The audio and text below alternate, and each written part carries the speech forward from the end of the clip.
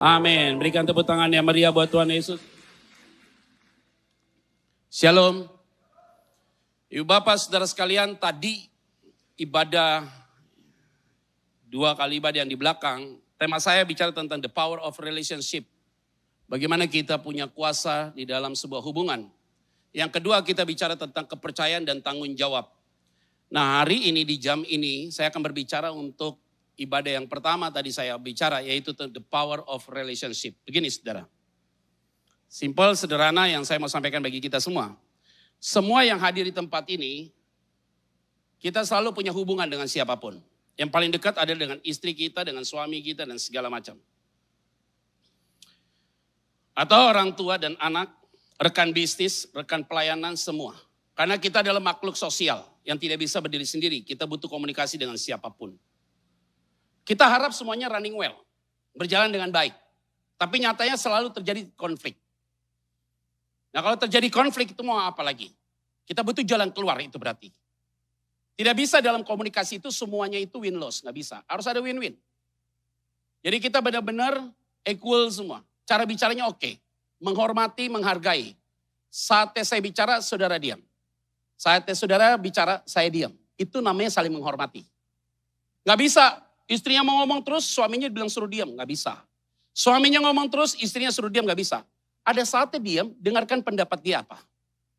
Gak selamanya juga orang tua itu memperlakukan anak seperti CEO sama karyawan. Kita gak bisa urus anak kita hari ini seperti robot. Kiri-kiri, kanan-kanan, gak bisa. Anak juga punya argumentasinya masing-masing. Ya, anak punya argumentasi, cara pandang dia bisa jadi benar dibanding kita. Dan kita sebagai orang tua harus berani open. Kita harus berani terbuka. Karena kenapa? Mereka juga bisa kasih masukan kepada kita. Eranya udah berbeda. Tahun 80 setiap perkataan orang tua masih bisa diikuti oleh anak. Anak itu kayak robot. Sekarang udah gak bisa. Eranya sudah berbeda sekali, saudara. Sehingga mereka mendapatkan informasi-informasi dari manapun juga. Nah, hari ini kita mau berbicara, kenapa sih setiap dalam hidup keluargamu, apa yang kita mau lakukan gagal. Proyek depan mata gagal. Sepertinya udah mau dapat nih, kantau hilang. Kayaknya semua terhambat, saudara. Nah, seandainya kalau semuanya terlambat, yang kita cari tahu apa? Introspeksi diri kita. Ada apa kita? Bagaimana hubungan kita dengan suami kita? Bagaimana hubungan kita dengan istri kita? Bagaimana hubungan kita antara orang tua dan anak? Bagaimana hubungan dengan mantu, dengan mertua? Harus tahu dulu masalahnya. Jadi kalau semua punya masalah, saya yakin semua punya masalah. Tidak mungkin tidak punya masalah. Sekarang kita harus dengar firman Tuhan ini untuk mencari jalan keluarnya. Maka jalan keluarnya bagaimana? Jalan keluarnya Alkitab jelaskan dengan baik.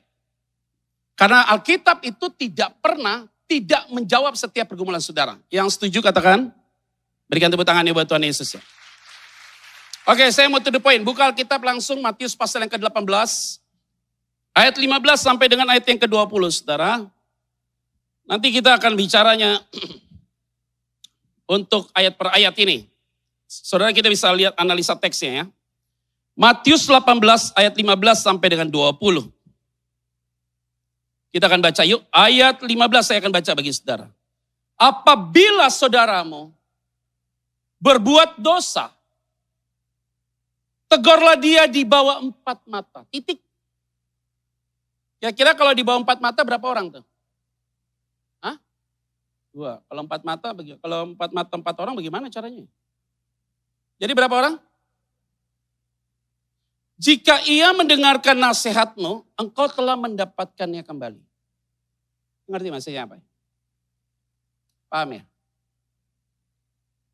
Kalau kamu ada masalah dengan istrimu dan suamimu, yuk selesaikan berdua. Gak usah libatkan orang lain. Melibatkan orang lain, masalahnya makin runcing. Punya masalah cerita sama orang tua, punya masalah cerita sama mertua. Ya rusak bos. Maka kenapa Alkitab bilang apa? Laki-laki tinggalkan orang tuanya, bersatu dengan istrinya supaya saudara menjadi lembaga pernikahan yang independen. Tidak boleh diintervensi oleh siapapun. Orang tua mundur ke belakang, mertua mundur ke belakang. Biarlah mereka menjadi keluarga yang independen. Makanya ingat saya selalu bilang begini. Kalau ada orang yang ngomongin saya tanya siapa yang ngomongin? Saya dengar sifat kata orang. Orangnya siapa? Si A. Saya tanya lagi. Lu kata dia, lu ngomongin gue. Enggak Pak, gue dengar dari si B. Oh Tuhan Yesus. Ini sih panjang punya lo ceritanya lo. Yang orang yang ngomongin kita nyaris gak kelihatan namanya mana. Satu orang ketemu satu orang, akhirnya semua cerita jadi panjang. Capek saya begitu. Lebih baik ketemu sama orangnya langsung yang ngomong, duduk sama dia baik-baik. Tegur dia 4 mata. Makanya saya bilang ini, kalau tegur mereka 4 mata, dimulai dengan doa. Suami istri begitu Pak. Bu, kalau ada masalah suami istri, duduk masing-masing nih berdua. Jangan langsung tiba, Pak lu begini ya Pak. Istrinya bisa bilang, lu juga gitu. Tunjuk-tunjukkan tuh. Istrinya bilang, gua gak salah loh. Suaminya bilang, gua gak salah. Yang salah siapa nih? Jadi akhirnya jadi masalah terus. Duduk suami istri kalau punya masalah, berdoa. Suruh suami yang berdoa. Suaminya kalau berdoa kan pasti to the point. Tuhan tolong, biarlah pembicaraan kami ini pembicaraan yang dikuasai Tuhan. Jangan ada celah iblis masuk dalam pembicaraan kami. Pikiran kami adalah pikiran yang positif. Amin. Ma, sorry ya. Tadi gue lihat kayaknya lu gak oke tuh. Sikap lu begitu gak bagus loh. Yang ada langsung isi, iya ya Pak ya. Kayaknya gak pantas ya. Enak tuh. Karena Tuhan sudah kuasai. Tapi jangan suruh istri yang berdoa. Istri berdoanya beda. Tuhan tolong suami gue memang orangnya modelnya kayak begini nih. Dia bukan berdoa, dia curhat. Susah. Kita ngadepin nih hari ini nih. Real ya, fakta ya. Butuh kerendahan hati nih. Sabar Pak. Sabar Pak. Kalau wanita itu banyak ngomong, udah tabiatnya dari sana. Mohon dimaklumin. Karena pembenaran kata dia terlalu banyak. Kalau istri lagi ngomong, saya sih diam aja. Kadang-kadang surga serba salah. Kalau istri lagi ngomong itu, jangan cuek loh saudara. Cuek selesai punya loh. Istri ngomong lu nunduk. Dia bilang, kenapa lu kurang hargai gue? Giliran lu orang ngomong, mata lu melotot. Salah gue hidup gue jadinya. Jadi kalau istri lagi ngomong tuh harus dilihat tatap. Dia ngomong tatap. Tapi hati-hati loh. Lihat boleh. Kalau matanya kosong, marah juga dianya. Lu kok ngeliat muka gue, tapi mata lu kayaknya kosong. Gak fokus ya. Salah lagi gue. Nunduk salah, lihat salah. Ya udah. Jadi kalau setiap dia ngomong, dianggukin aja. Oh iya, bagus. Ceritanya Pak,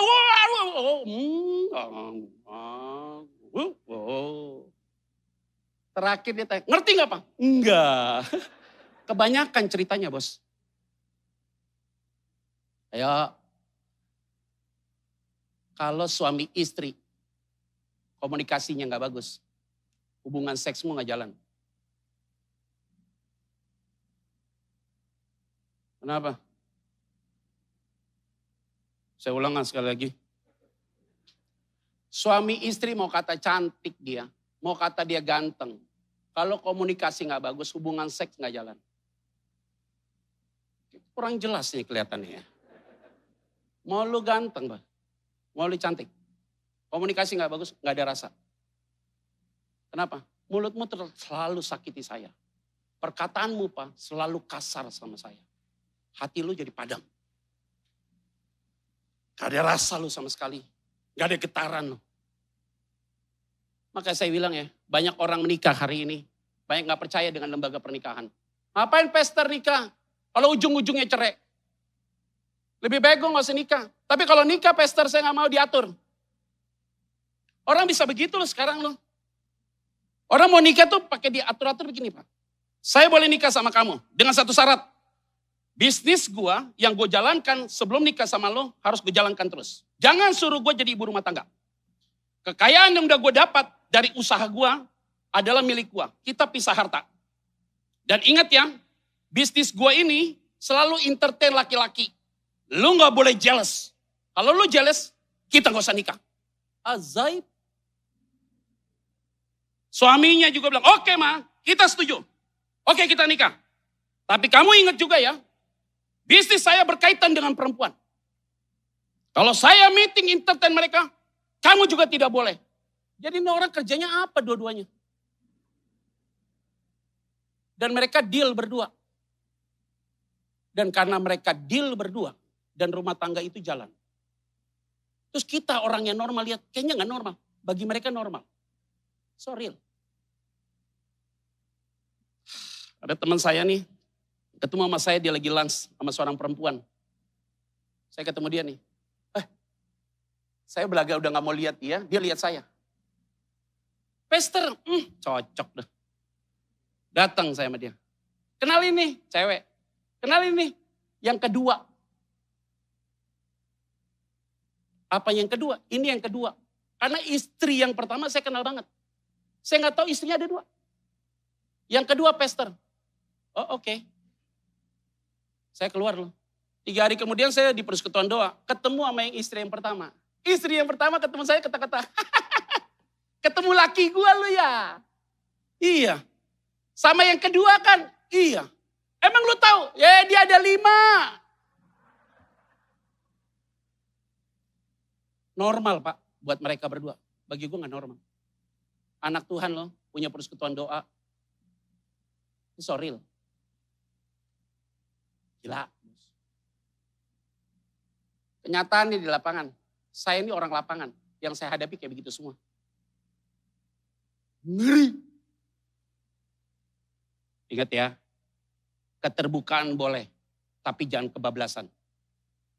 Keterbukaan boleh. Tapi ikut aturan mainnya Tuhan. Keterbukaan boleh. Harus lihat berdasarkan Bible.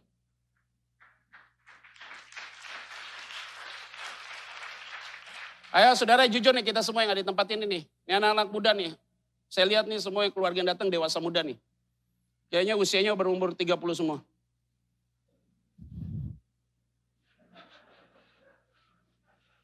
Nggak yakin gue. Ayo jujur. Semua kan cable vision semua kan. Cable TV semua kan. Nonton Netflix kan. Nonton film Netflix apapun. Ujungnya pasti ada cowok sama cowok ciuman, ada cewek sama cewek ciuman. Pikiranmu lagi dibius sekarang. Bahwa hubungan yang seperti itu dianggap legal. Saya pergi ke Amerika, semua gereja-gereja. Ada gereja ini, gereja-gereja yang ekstrim, yang keras. Flagnya pelangi semua. Ngomong apa sekarang? Indonesia akan legalkan sebentar lagi ganja medis. Kalau sampai legal tuh ganja medis, banyak rakyat Indonesia nanam ganja. Kalau ditangkap polisi, medis, lagi stres. Good. Dari medis lari kemana? Indonesia ini kalau mayoritas Kristen, LGBT sudah legal bos, percayalah. Saya straight point ya Pak. Saya pernah tinggal sama kaum lesbian 2 tahun, waktu saya nakal. Sama kaum lesbian saya tinggal satu rumah sama mereka. Saya open nih, tinggal satu rumah sama mereka. Saya bertobat jadi hamba Tuhan, mereka juga bertobat. Yang lakinya yang jadi perempuan itu, yang jadi lakinya itu, sekarang jadi pemimpin choir di satu gereja. Yang jadi perempuan itu sudah bertobat, sudah punya anak 3. Sekarang kita kumpul waktu itu bertiga. Ingat dulu, ngeri-ngeri sedap. Saya tidak benci kaum LGBT. Tapi saya tidak suka dengan tindakannya. Karena saya harus berpacu kepada Bible. According to Bible. Di luar itu straight point saya. Straight to the point. Saya yakin dan percaya kalau engkau tegas dalam segala hal. Tuhan tidak pernah tinggalkan saudara.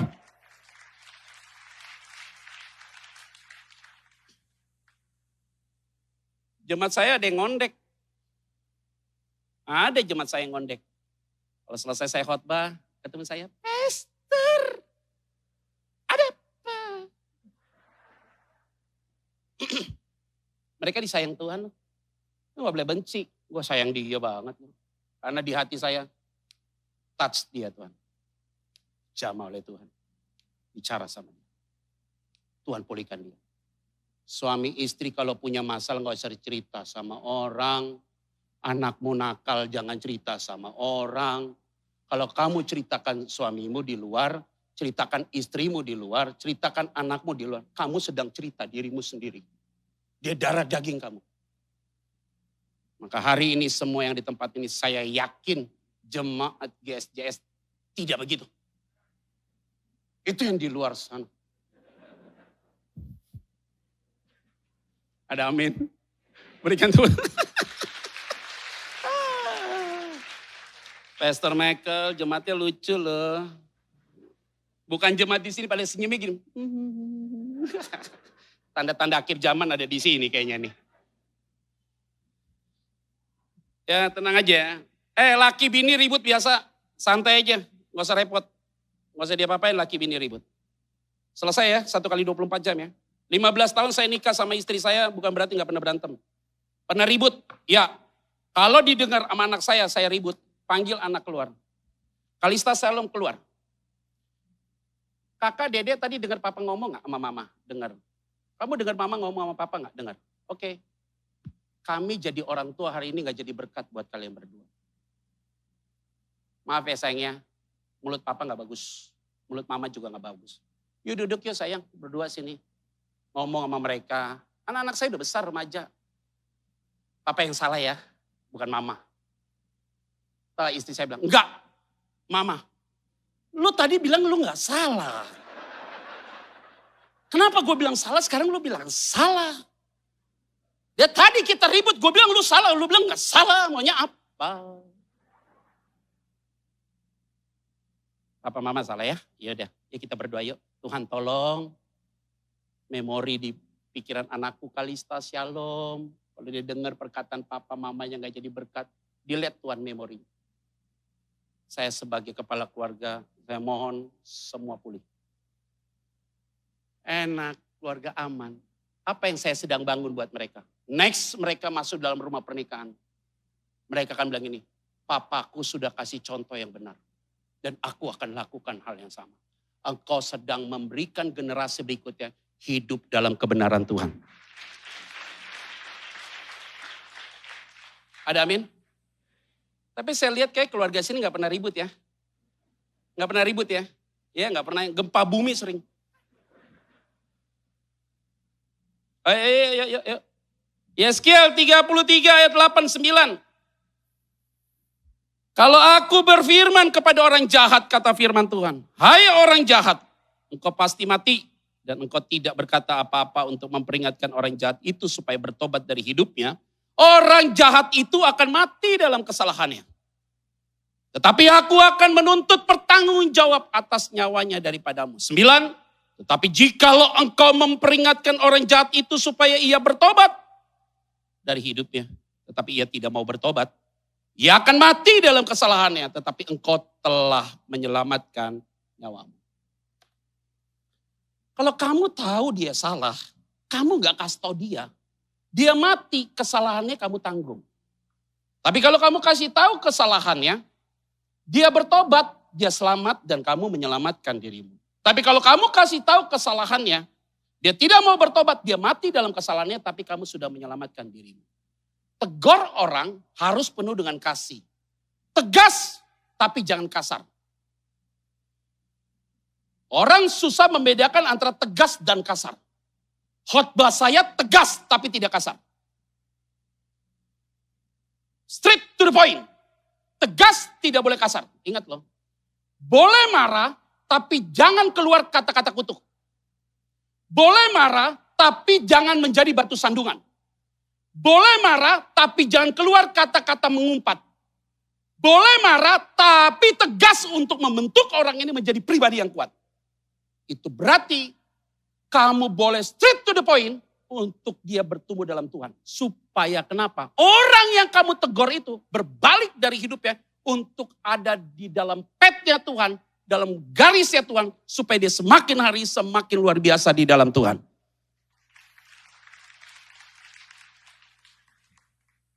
Ada amin, saudara? Nah. Tadi saya udah bilang, suami istri ribut biasa. Jangan keluar kalimat gak bagus dong. Ribut sama suami. Tahu gak apa? Gue udah gak ada rasa lagi sama lu. Gue dingin sama lu. Udah gak ada getaran lagi. Setrum belakangnya. Jangan begitu. Terserah deh lu pergi sama wanita lain juga gue gak pusing. Iblis tangkep lo. Nanti dikasih cewek buat dia. Lu jangan marah. Gara-gara mulut kamu. Mah, udahlah mah. Lu suka ngelawan gue, gak pernah hargai gue, gak pernah hormati gue. Umur lu pendek, iblis tangkep lu. Dia sakit-sakitan terus lu. Suamimu salah dikit, jauh dari berkat lo. Nggak mungkin dibuat sukses lo, ditangkap sama iblis, dibuat susah. Dibuat susah dia, nggak dapat berkat, kamu ibu rumah tangga, hidupmu juga susah. Tarik perkataan itu. Anakmu putri umur 15, 16 tahun, 17 tahun, bangun tidur selalu jam 10 pagi, mulutmu langsung keluar. Anak putri kayak begini, nggak mungkin dapat jodoh. Ditangkap iblis, nggak pernah dapat jodoh. Anak laki malas-malesan, kalau kamu malas nggak mungkin dapat jodoh, nggak mungkin kamu jadi orang sukses. Ditangkap iblis, jadinya begitu. Hari ini perkataan itu harus dicabut. Itu perkataan kasar dan mengumpat. Kontennya lembut kelihatannya, tapi itu mengumpat. Maka pantaslah anakmu. Setiap pacaran putus terus, ada something wrong sama dia. Maka hari ini semua kata-kata demikian harus dicabut dalam nama Yesus. Supaya anakmu, suamimu, istrimu semua diberkati Tuhan. Ada amin? Jadi lihat, Alkitab bilang apa? Lukas pasal 17 kalau kurang salah ayat 4. Kalau kamu lihat ada orang salah dalam satu hari 7 kali dan dia menyesal, kamu harus mengampuninya 7 kali. Benar gak sih itu? Iya. Bahkan jikalau ia berbuat dosa terhadap engkau 7 kali sehari. Dan 7 kali ia kembali kepada kamu dan berkata, aku menyesal. Engkau harus mengampuni dia. 7 kali dalam sehari dia buat salah dan dia menyesal, kamu harus ampuni dia. Wah, unconditional love. Mengasihi tanpa syarat. Jadi kalau suamimu salah, Tuhan ampuni kamu. Salah lagi, dahsyat papi. Ketiga kali, salah lagi, Tuhan ampuni kamu. Udah masuk ke 7, sudah habis targetmu hari ini.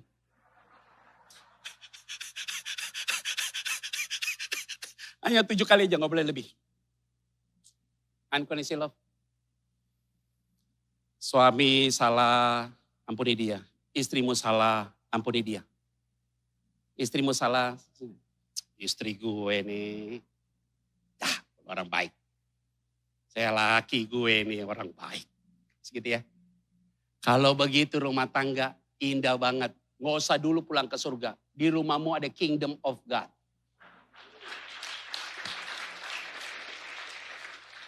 Kalau suami istri salah, nggak usah lagi, lu enggak. Papa, mah gue yang salah. Papa, gue yang salah. Aduh, rumah kalau begitu, damai banget. Anak-anakmu pulang sekolah mau langsung pulang. Nggak mau pergi kemana-mana, kenapa? Karena dia rasakan di rumahnya ada kingdom of God. Dia tidak mau main di luar. Kenapa anakmu suka main di luar? Suka main di rumah temannya dan nggak mau pulang? Karena di rumahnya dia rasakan ada neraka yang sedang terjadi. Tapi kalau di rumahnya penuh dengan kasih, bahasanya penuh dengan cinta kasih. Saya mau sampaikan, rumah tanggamu diberkati oleh Tuhan. Ada amin? Ini pulang dari tempat ini nih, keren nih suami istri. Nggak ada salah, gue yang salah. Oke, gue yang salah. Istrinya bilang, lu udah mulai gila lu kayaknya lu. Gara-gara lu udah mulai gila, lu yang gila, jadi ribut itu.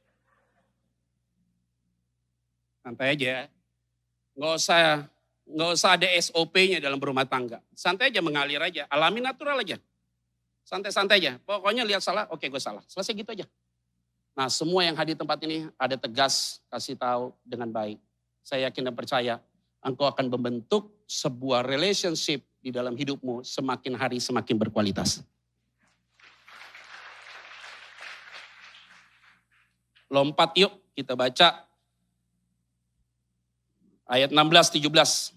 Jika ia tidak mendengarkan engkau, bawalah seorang atau 2 orang lagi supaya atas keterangan 2 atau 3 orang saksi perkara itu disaksikan.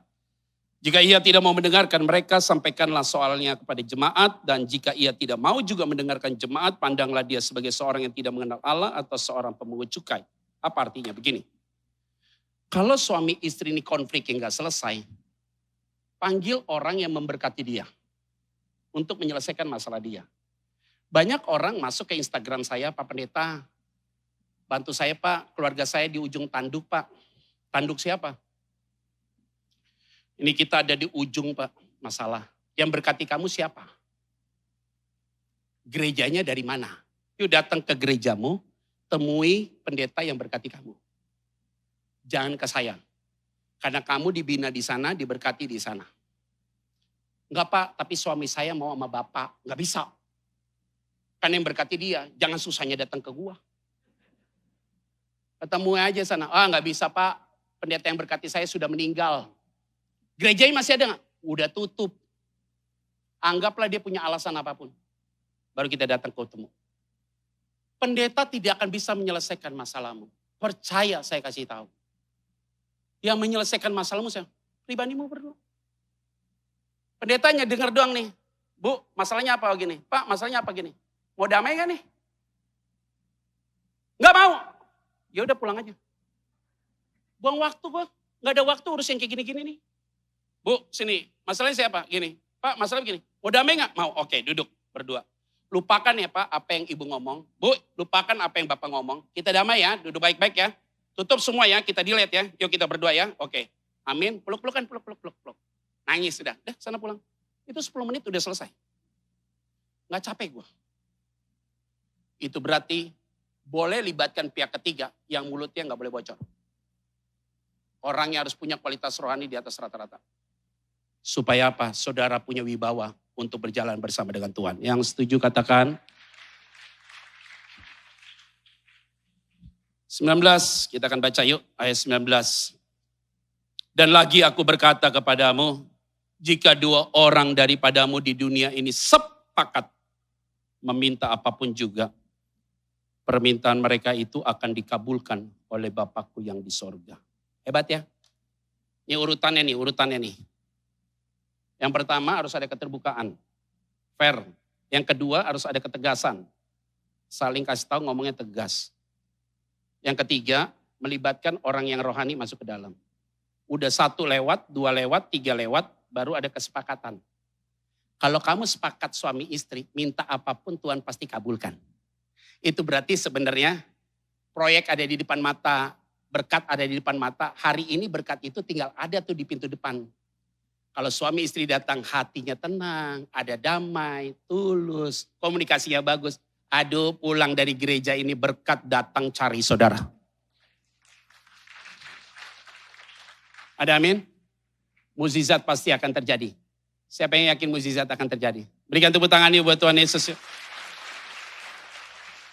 Sepakat aja dulu, sepakat. Kalau udah sepakat enak ya. Suami istri itu kalau sepakat oke banget ya. Dalam bentuk apapun. Kalau nggak sepakat jangan melangkah. Tapi kalau sepakat jalan. Nggak mungkin Tuhan tutup jalan. Kalau kita suami istri sepakat, lakukan bisnis, lakukan pelayanan, nanti Tuhan akan pertemukan orang-orang yang tepat buat kita. Dan Tuhan akan bawa orang-orang itu dikelilingi kita. Kita bilang Tuhan hebat ya. Karena masalahnya sepakat.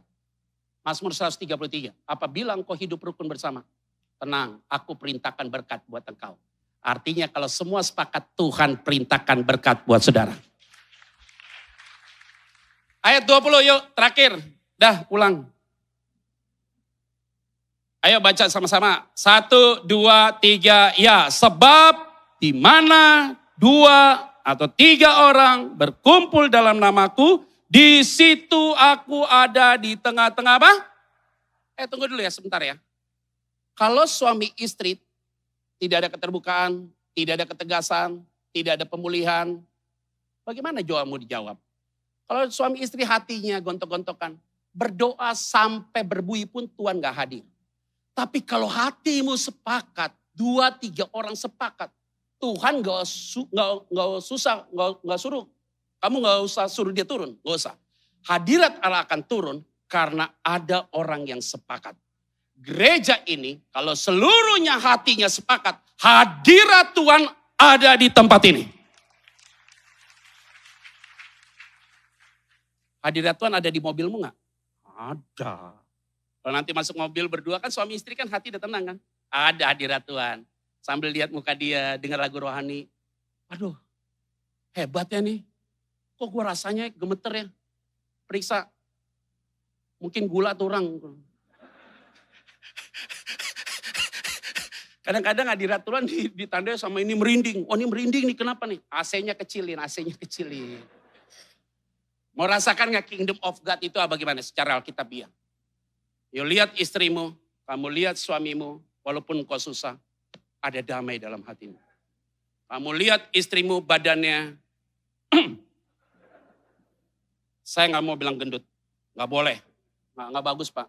Itu body shaming Pak, nanti nggak boleh. Ngomongnya nggak boleh gendut Pak, padat. Mami, walaupun kamu padat, dia ngomong kita jangan bilang pendek ya. Walaupun kamu papi minimalis.